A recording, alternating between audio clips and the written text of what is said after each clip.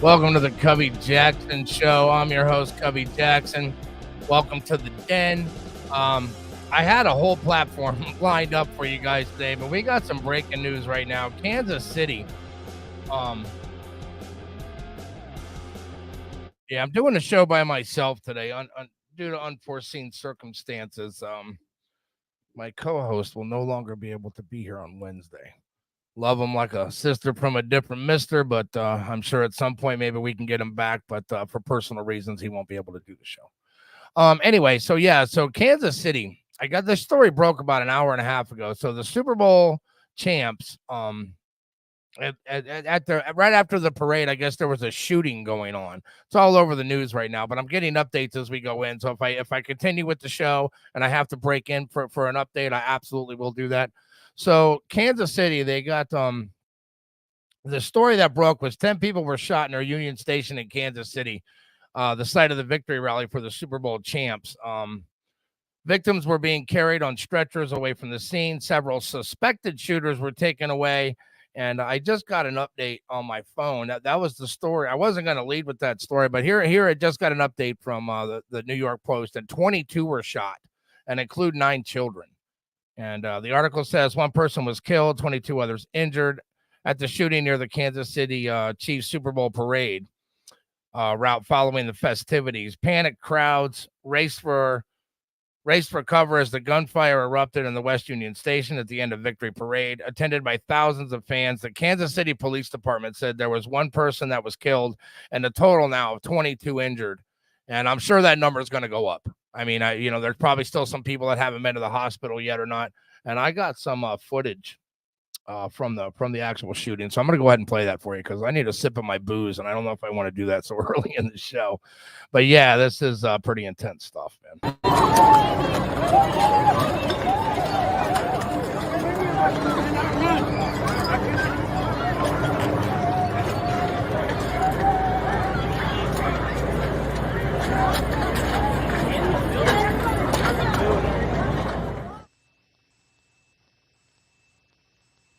And this was just taped not too long ago. So this is, for the most part, pretty live footage. This is all within the hour.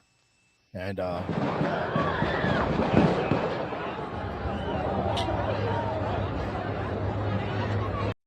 you can see how he's checking his earpiece. He's getting the call right now that there's gunfire going on.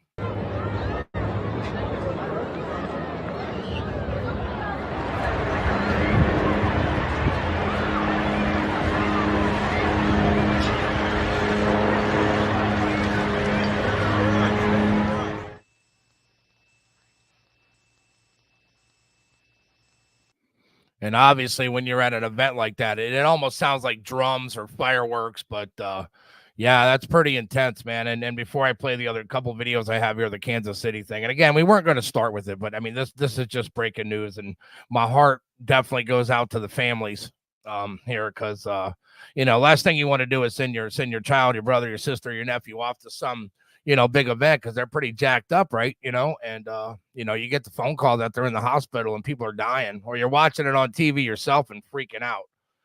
And again, heartfelt condolences for me to the one that was lost. And then they're probably going to get more in there too. I mean, this is, the people haven't made it to the hospitals probably yet. So we're going to pray that number doesn't go up over 22.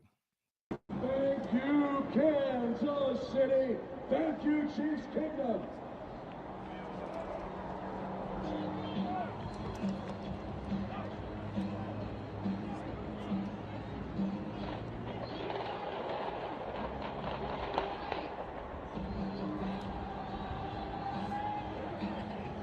Yeah, you could just hear the gunshots going off there in the background. Hanging, man.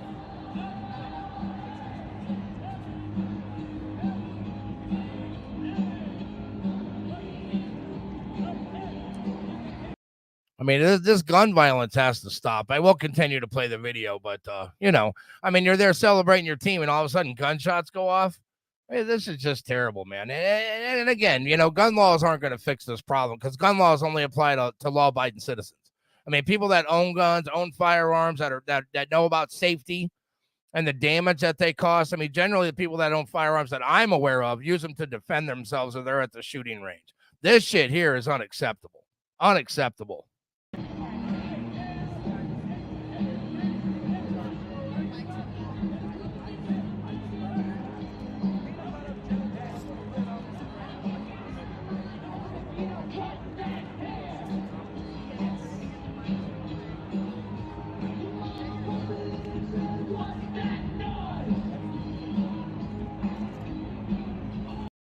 And they're all just running recover. As I said, the beginning of the story, it broke about an hour and a half ago that 10 people were shot and one was dead. Now it's up to 22 people, and one's still dead. So I'm following this as it goes, and if something breaks on my phone, I'll absolutely let you know during the show here.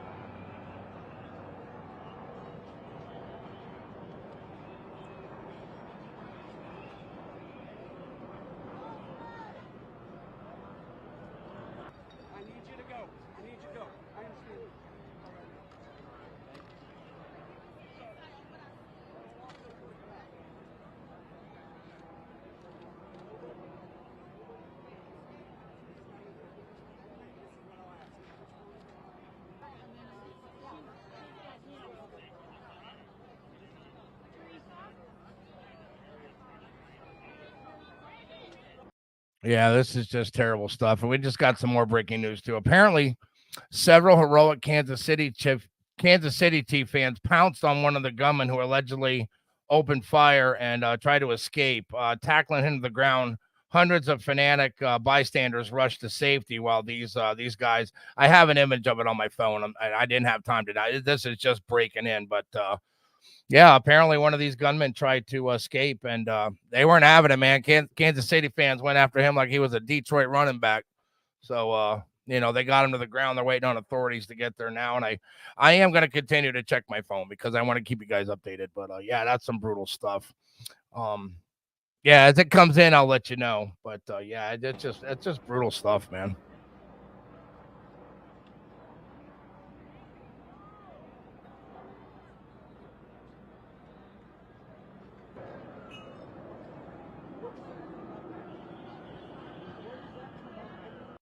Yeah, if I get anything else breaking, man, I'll absolutely let you know. I'm gonna scan it as I'm rolling through my show here.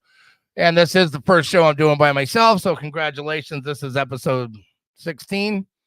And so I want to start with this here on the show today. California officials clear homeless encampments for the wrong reason again. Remember we discussed earlier about San Francisco when the Chekhovs came in, man, they ended up wiping all of San Francisco out, getting all the shit off the streets and the needles off the streets, and they moved them all out into this park. And the minute China left, they brought them all back in. These poor people in San Francisco been asking them to clean these streets up for years.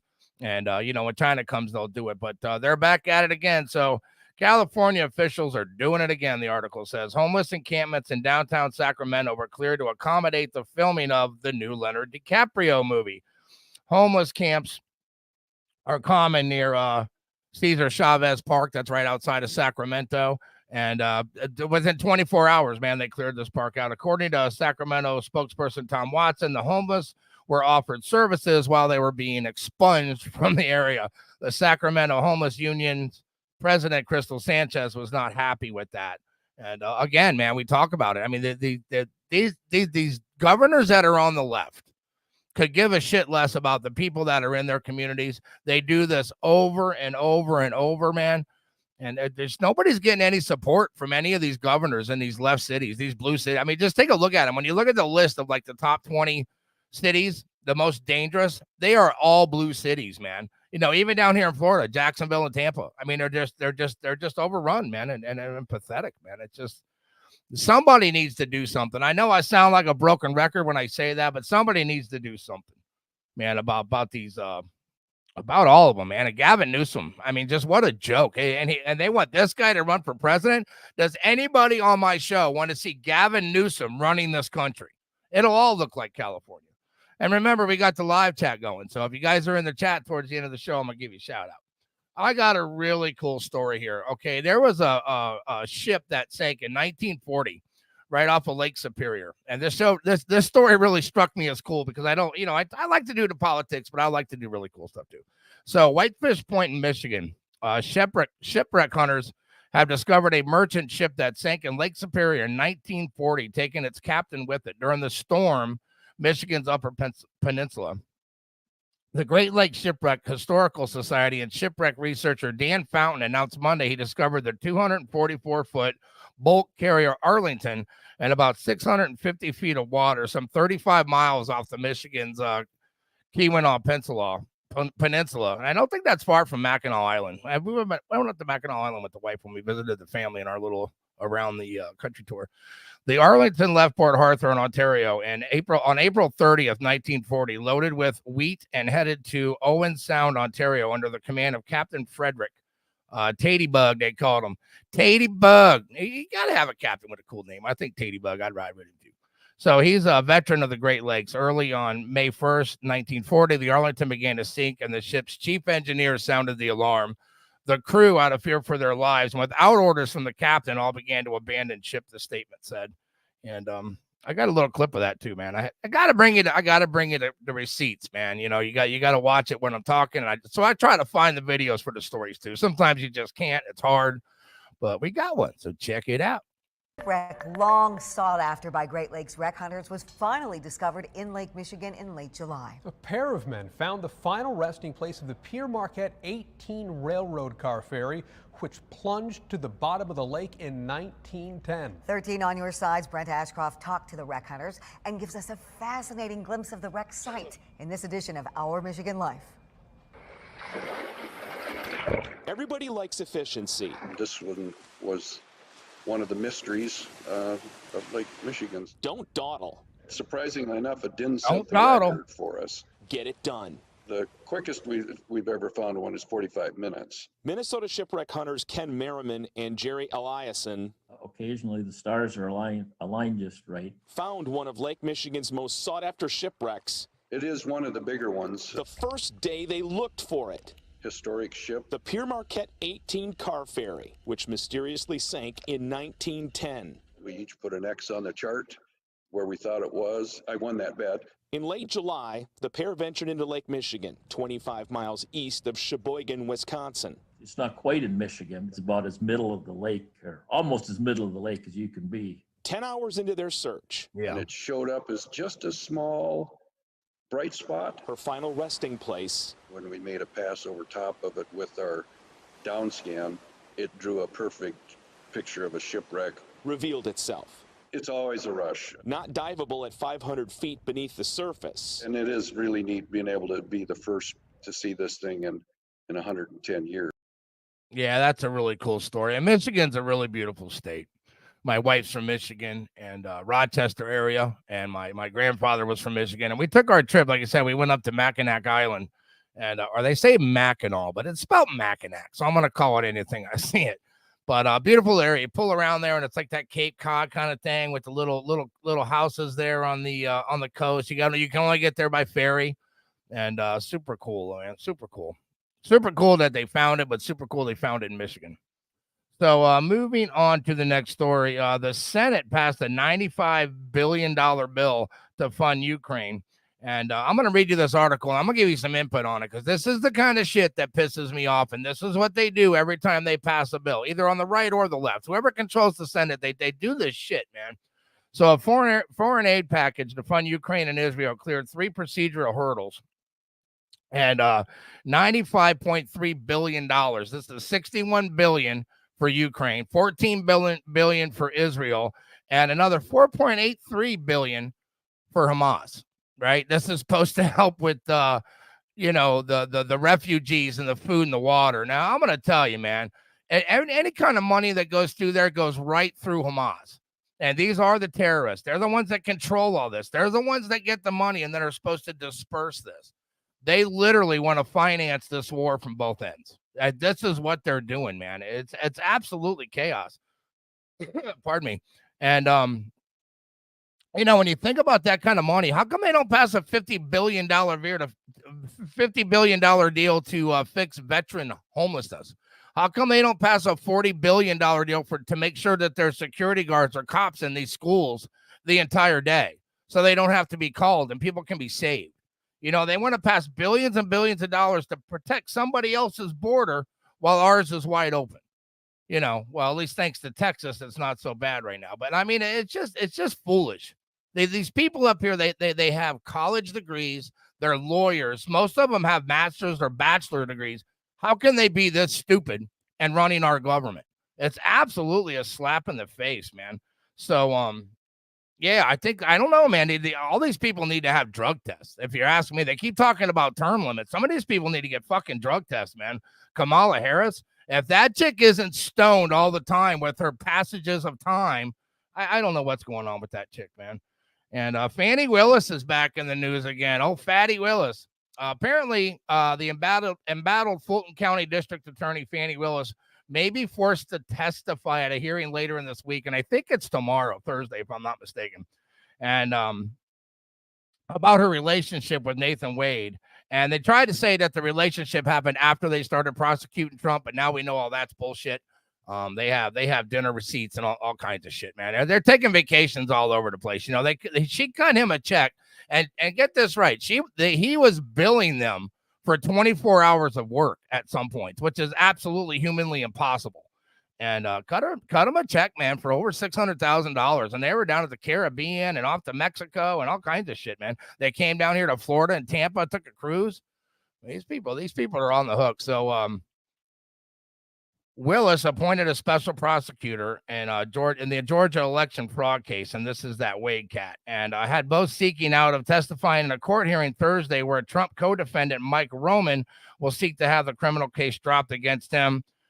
Prosecutors alleged misconduct. He also made it clear they would focus on Roman's charges, whether Willis had benefited financially by hiring Wade or not. And I saw the program with the judge, and the judge doesn't seem to be all for this. I don't know if he's for extortion or fraud. I just find it crazy that as a prosecutor, you're going to bring somebody to trial on fraud or extortion, and you're committing fraud and extortion yourself. I don't know how they get away with this, man. I really don't. And, Biden again, man, on his rampage, calling the president of Egypt, the president of Mexico, and on and on and on. So the White House says President Biden will not take a cognitive test. He has this thing coming up with the doctors. And he said there's no way. He's not having a part of it, man. And so even after a damaging report comes out, we talked about the report as well, from his own Justice Department saying that they wouldn't prosecute him because he's old and has poor memory. Now, if that's the case for getting off, then maybe Trump will start falling upstairs and not know how to find his way off a fucking stage, too, because I can tell you, I know many people up in their 70s and 80s that have been arrested. And I think it's absolutely nuts that they're defending this guy on top of not knowing where he is or what day it is. I mean, I find it really hard to believe that the DOJ is going to send out a memo that he doesn't know what day it is. He don't know when his son died. He didn't even know when he was vice president.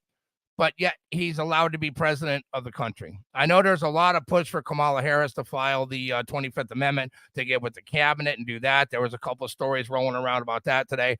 And the hardest part for me is he was doing a book, and the ghostwriter, as they call him, and he was bringing in handwritten notes from when he was vice president with confidential information. I mean, war diagrams and all kinds of different things.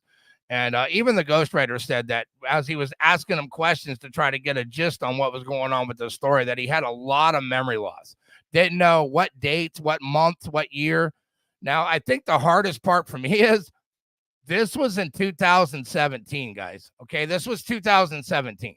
So there was obviously cognitive problems going on long before this. And they set us all up, man. They set us up that he was going to bring peace and do all this and that and the other. And it was all a setup, man. White House Press Secretary Karine Jean-Pierre claimed to report Monday, quoting from the Biden's physician, Dr. O'Connor, the controversial issue took on more urgency after special counsel Robert Hur produced a report on Thursday revealing that prosecutors will not charge the president willfully. And, this is because the jury would likely view the commander-in-chief as a sympathetic, well-meaning elderly man with poor memory and diminished faculties of his age. Man, I don't know where they pull this shit off from, buddy, because if it was you or me or somebody I know that had classified documents, we'd be sitting in a prison right now for 20 years, president or not.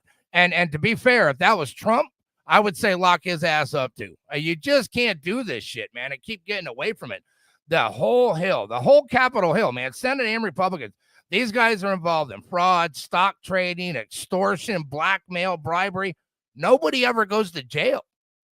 Nobody ever goes to jail. I'm just baffled by it, man. This whole Biden thing, man, is just crazy. And I found a little clip of Biden, and we're going to play this before I start giving the oh woes, but here you go. I'm a failure because I haven't got a brain. Well, what would you do with a brain if you had one? Do? Why, if I had a brain, I could concentrate for hours my presidential powers to compensate Ukraine. For squashing my indictment, just imagine my excitement if I only had a brain. My son who's crack addicted, and I should be convicted for crimes we can't explain. To avoid repercussions, I could pin it on the Russians if I only had a brain. Oh, I, with the rise, inflation's on the rise. I'd admit we weaponized the FBI, and then I'd quit and run and hide. We stole the last election, there was no insurrection, the left has gone insane. I'd concede I'm a loser and Pelosi is a boozer if I only had a brain. I would not be just a pedo, an old perverted weirdo, a legacy of shame. Taking showers with my daughter, a molester underwater, if I only had a brain. Remember, we did that clip a couple weeks ago, and Biden's he's a weird dude, man. They had that press conference from him in front of the pool where he goes on, he rambles a little bit about something. He says, and the kids used to come up to me and they'd push the hair down on my leg and they'd wait for it to stand back up and they do it over. Who talks like that? This is the president of the United States, man. I'm telling you, man, dude's got some serious issues. So I'm going to go through this list here real quick. As we mentioned about the $95 billion deal. Now, 22 Republicans went along with this, and that just got to creep you out. Some of these names, I'm familiar with some of these names, but there's a couple that stand out, and I just want to go through them real quick because if this does get shared in the right area, in the right state, and somebody sees this, and I can get them to change their vote the other way, you need to do that. So it's John Boozman from Arkansas, Shelley Moore from West Virginia, Bill Cassidy from Louisiana, Susan Collins from Maine, and everybody knows Susan Collins is a dingbat anyway, man. That chick really needs help. Kevin Kramer from North Dakota, Mike Crapo from Idaho, Johnny Urs from Iowa, Chuck Grassley from Iowa. Chuck Grassley, him and McConnell have cooked this whole thing on. McConnell's actually the one that wrote the bill, and there's an interesting conspiracy about McConnell and this whole thing, and I'm going to tell you about that in a second. So John Hoeven from North Dakota, John Kennedy from Louisiana, and that was a big shocker to me because he gets up about the whole you can't squeeze blood from a turnip, and yet and he pulls shit like this. He seems to be like that really cool granddad that you like, but when push comes to shove, don't let John Kennedy fool you, man. He really does push on that left side quite a bit, man. And Mitch McConnell, Jerry Morgan from Kansas, Lisa Murkowski from Alaska, John Rich from Idaho, Mitt Romney from Utah. And I'm glad he's not running again. This guy's a total joke, man. Mike Rounds from South Dakota, Dan Sullivan from Alaska, John Thune from South Dakota, Tom Tillis from North Carolina. And Tom Tillis is another big shocker, too. If you've ever watched a video of the lieutenant governor from North Carolina, this is supposed to be his boy. And, they keep doing it. Roger Wickers from Mississippi and Todd Young from Indiana. And these are the 22 Republicans that went for that $95 billion. Now I'm going to tell you what I found, what I think's going on. And I found a couple things about this on the inside. So Mitch McConnell, when Trump took office, Mitch McConnell and him went at it right away. And, Trump was basically saying what he was doing was wrong. If he wants to help this country, he has to do things, he has to do things for the people. These people get up on Capitol Hill and they just seem to turn, man. I don't know if it's blackmail or alleged bribery. I don't know what goes on up there with these people. So Mitch McConnell, there's a part of this bill that got passed where if Trump tries to change anything with the election, it could be an immediate impeachment. And Mitch McConnell's a very vindictive person. Anybody around him will tell you he's one of the most vindictive people in Capitol Hill. And I think it's a setup so that if that goes down that way, Mitch McConnell will be able to sit back in his rocking chair and say, I got him. And I think that's exactly what's happening. That is just my opinion. So, yeah, so the legislation focuses on an uncertain future in the House after Speaker Mike Johnson indicated Monday he would not put it up for a vote. And he has that right. He can wait. I don't know what it is, a week, a month. I'm not sure what it is, but I think the whole thing's bullshit. And again, like I say, you know, how do you keep doing this over and over and over? They put these bills together where it'll say like border bill. Like that, you know, it has absolutely nothing to do with our border bill. They want to send $60 billion to Ukraine, but they want to give our border like $2 million. I mean, come on, man. And you know, Byron Judd, the president of the Border Patrol, he did an interview earlier on Newsmax, and I tried to find the clip for it, and I couldn't find it. And he basically said that, you know, this whole thing was a sham. I mean, the whole thing is a sham. But I did find something right before the impeachment, because Mayorkas did get impeached. And a lot of people were talking about the 4 rhinos. Even I was talking about the 4 rhinos. But when I found out what it was, the 4th one voted Democrat to get a tie so that they could put the vote back up because Scalise was recovering and wasn't there for the vote. And Scalise pulls him. Man, when he's there, he pulls him. So that's why that. But this is an interview with Brandon Judd. I think it was about 3 weeks before the vote, the first vote. So here you go, man. I want you to check out Brandon Judd. And this is the president of the Border Patrol. Now, one more question before I wrap up. We are looking into impeaching Secretary Mayorkas.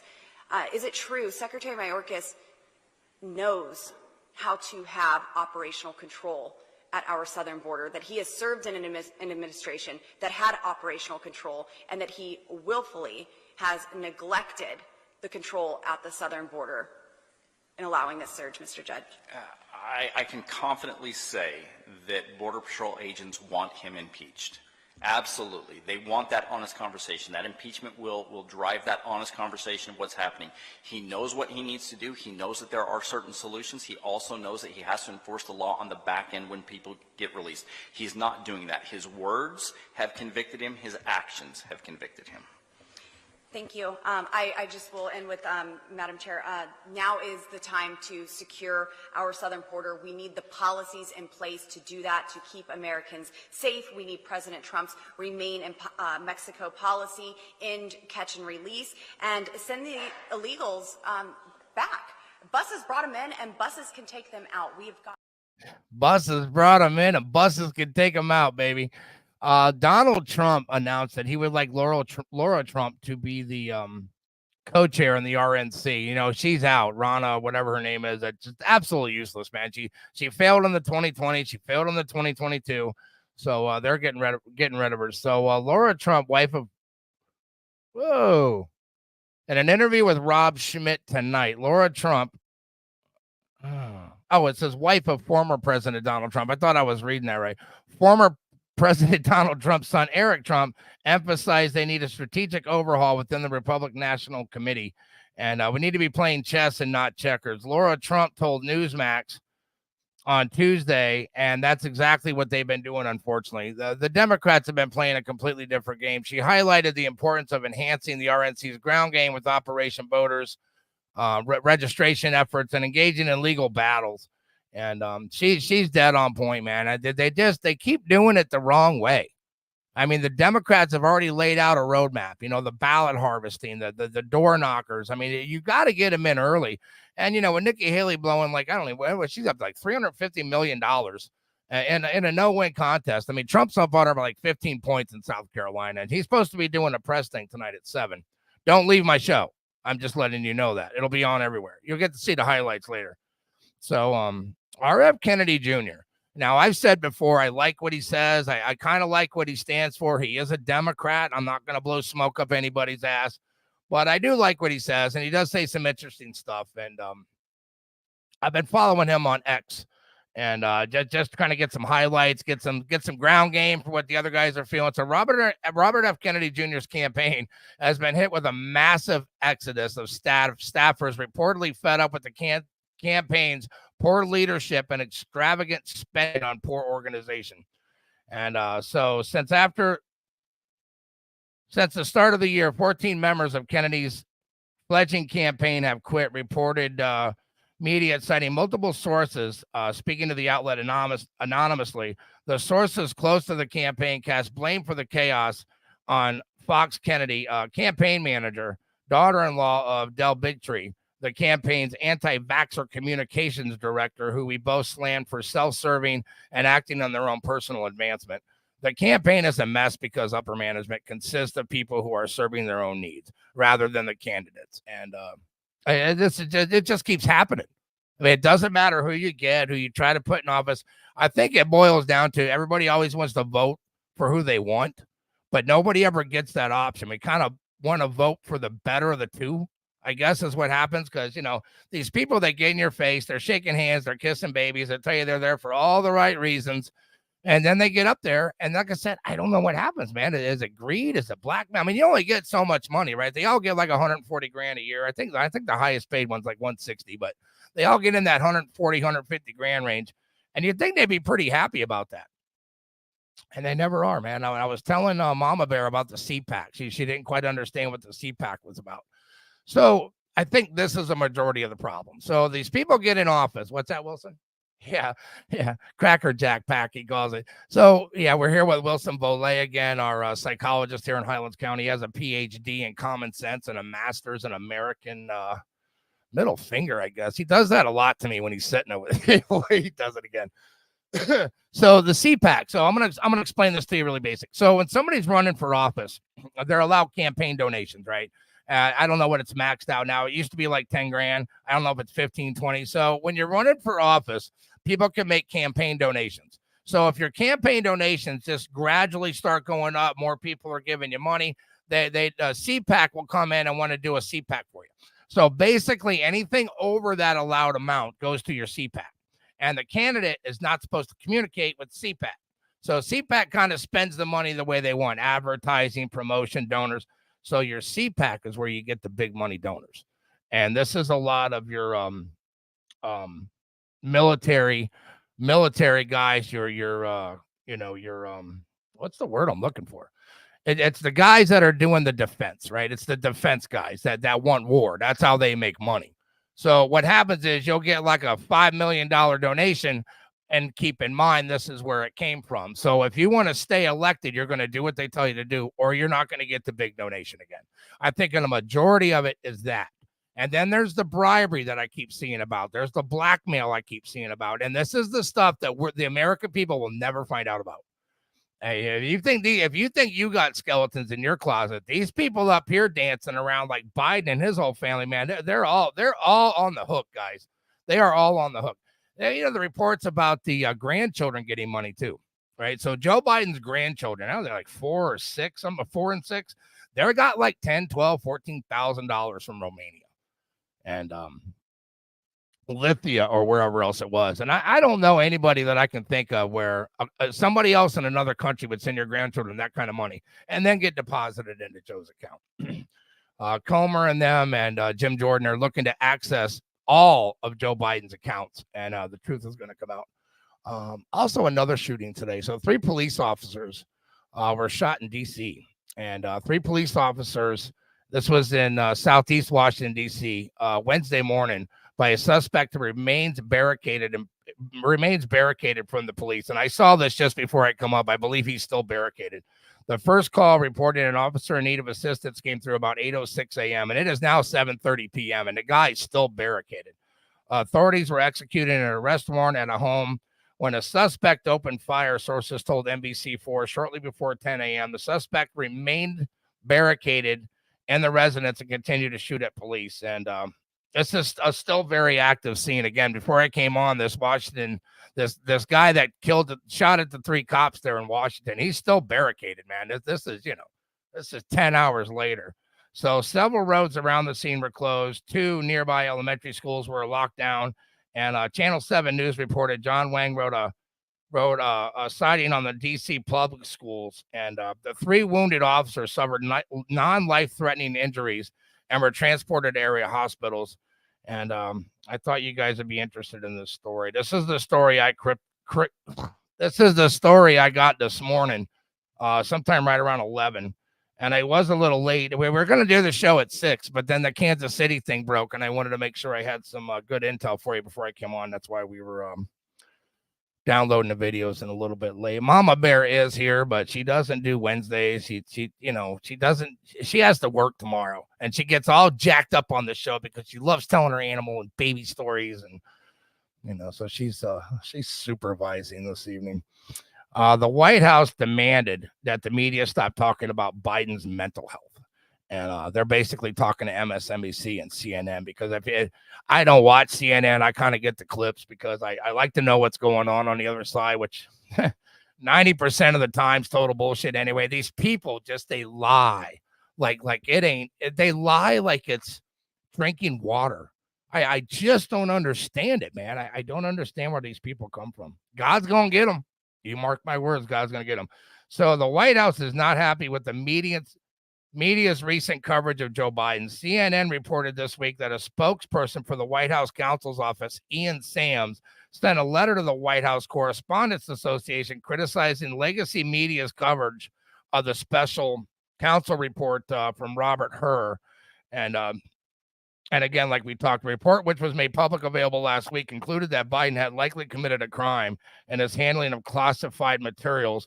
But with his age, memory, and declining health, prosecution would not be in the public interest. Well, I'm going to tell you, it'd be in my fucking public interest. It'd be nice if somebody would be stand accountable for all this bullshit. It would just be nice if somebody would stand accountable for that bullshit. What did I do with that paper? David, what's his name? He was the former he was one of the former law clerks for Gorsuch. And I caught him just before I came on, and he was saying about these classified documents. And this could be a bombshell. I haven't heard it on any other news platform. I just heard it before I came on, that some of these documents that Joe Biden had in his garage and a handful of them at the Penn Station were not while he was vice president. Okay, which means he was a senator. And the only way you get those documents is if you steal them from the SCIF. Now, I'm not confirming or denying what he did. I was not there. And this is what this man said. Is David something, damn it. But he was the law guy for Gorsuch, who is currently on our Supreme Court. And if this is true, this is something I don't think he can skate away from a prosecution at all. And pretty bad. It's just pretty bad, dude. It's just some nasty stuff, man, going on. And another reason I was late, I'm gonna let you into my life a little bit. So when Mama Bear and I moved here, this was right before my back surgery, and I have a wood shop here. We have the sawmill and everything else. And I like to travel and find vintage campers, and this is what I do for fun. This one, we went to Virginia, and we just recently got up there, and this is a 1972. I don't know if this.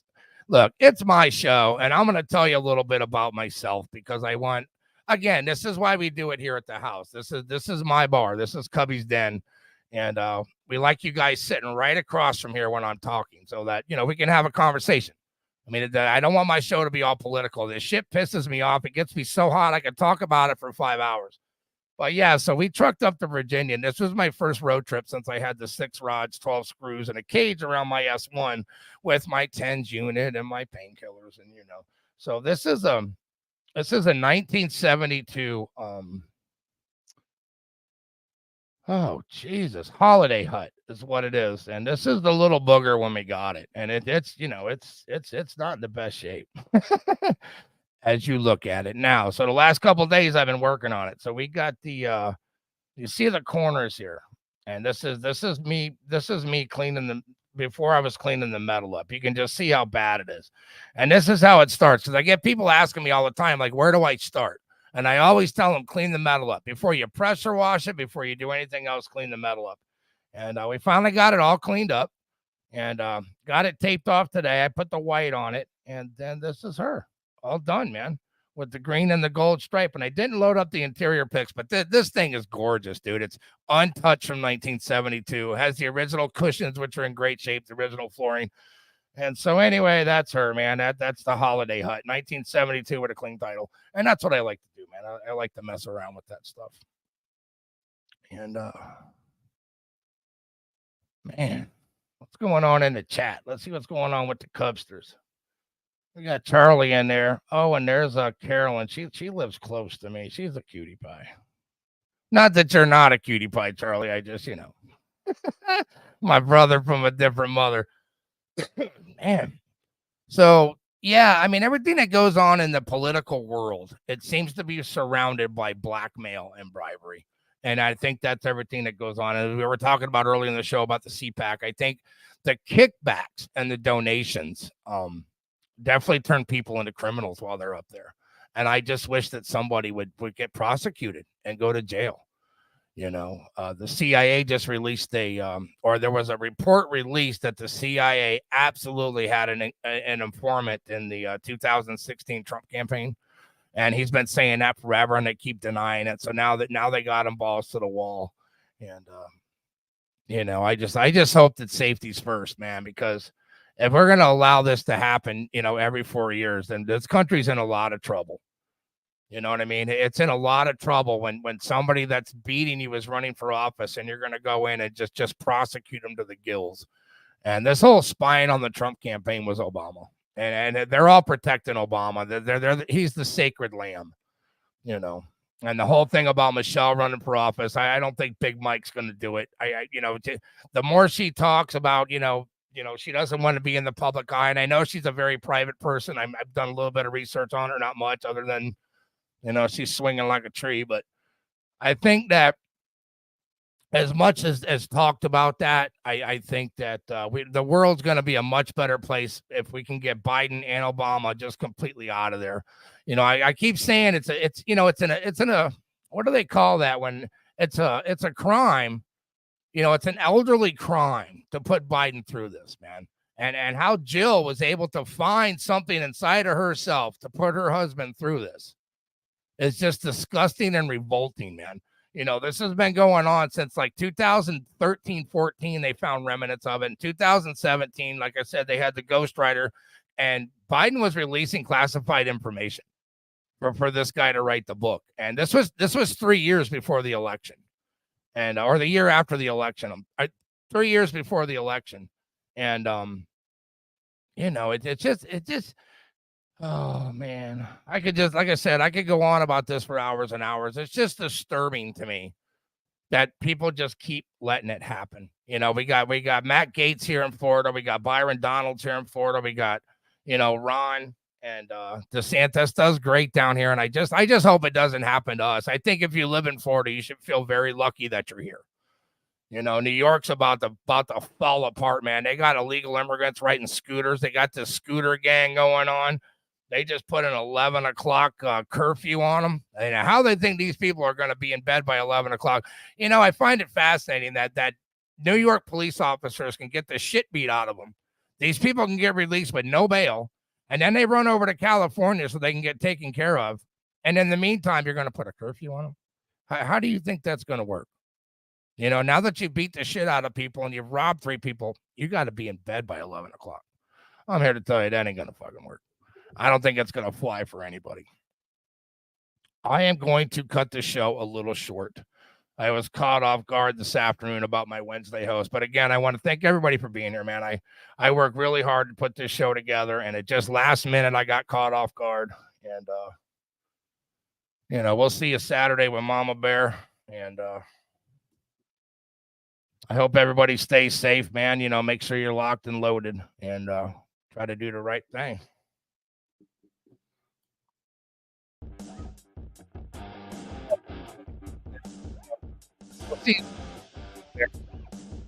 Be safe. Remember, I'm not wearing pants.